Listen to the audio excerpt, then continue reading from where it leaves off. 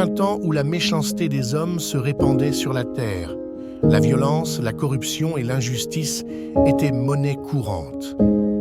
Cela attrista profondément le cœur de Dieu. Cependant, Noé, un homme juste et intègre, trouva grâce aux yeux de Dieu. Dieu décida de lui confier une mission spéciale: préserver l'humanité et les animaux de la destruction imminente. Dieu instruisit Noé de construire une arche immense pour abriter sa famille et des représentants de chaque espèce animale. L'arche devait avoir 3 étages et être scellée avec du bitume pour la rendre imperméable. Noé suivit attentivement les instructions divines et pendant de nombreuses années, lui et ses fils travaillèrent d'arrache-pied à la construction de l'arche. Lorsque l'arche fut prête, Dieu dit à Noé d'y entrer avec sa femme, ses 3 fils et leurs épouses.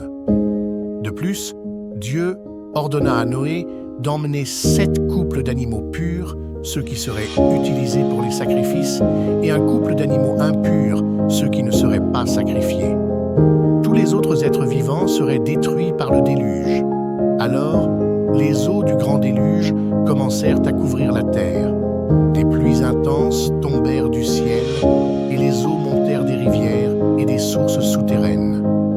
Pendant forty jours et forty nuits, la pluie ne cessa pas et les eaux montèrent de plus en plus, recouvrant même les plus hautes montagnes. L'arche flottait sur les eaux, protégeant Noé, sa famille et les animaux. Tous les êtres vivants hors de l'arche furent détruits par le déluge. Après 150 jours, les eaux commencèrent à reculer et l'arche finit par se reposer sur les montagnes d'Ararat. Noé lâcha un corbeau et une colombe pour vérifier si les eaux s'étaient dissipées. La colombe revint avec une feuille d'olivier dans son bec, indiquant que la terre était sèche.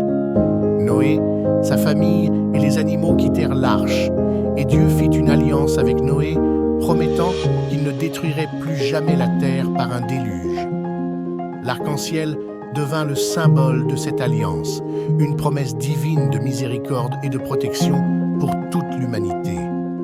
Ainsi, l'histoire du déluge est-elle commémorée comme un épisode significatif dans la tradition biblique. L'histoire du déluge est une histoire d'espoir et de renouveau. C'est une histoire qui nous rappelle que, même dans les moments les plus sombres, Dieu est avec nous et nous protégera.